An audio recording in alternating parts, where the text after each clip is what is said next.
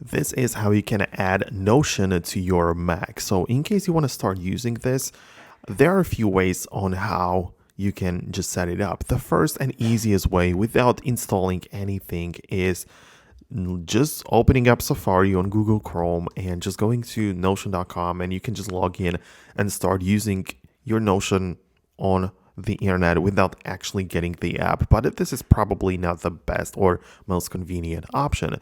If you want to download a specific application like I have right here, what you can do is to open up Safari or Chrome again and just type in Notion download.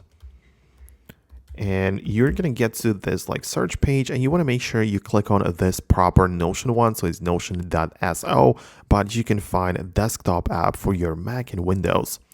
And in here, it depends on your computer type, because you can download this first like for Mac OS. So it's going to be a universal app. But if you scroll down a bit more, you have a specific version which you can pick from. So we've got the universal, as I mentioned, and also the Apple Silicon, which is for MacBooks with the M chip from Apple, like M1 and beyond.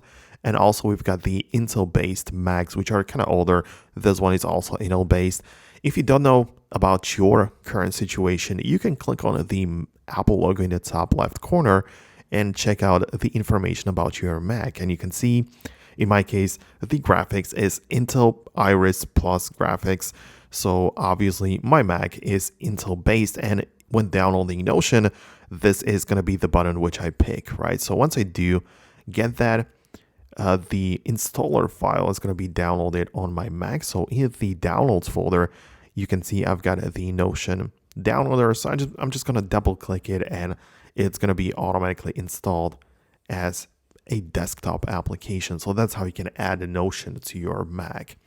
Also, there is one more thing you should probably know about, and it is that there is a separate Notion app on the App Store, but it's only Notion Web Clipper.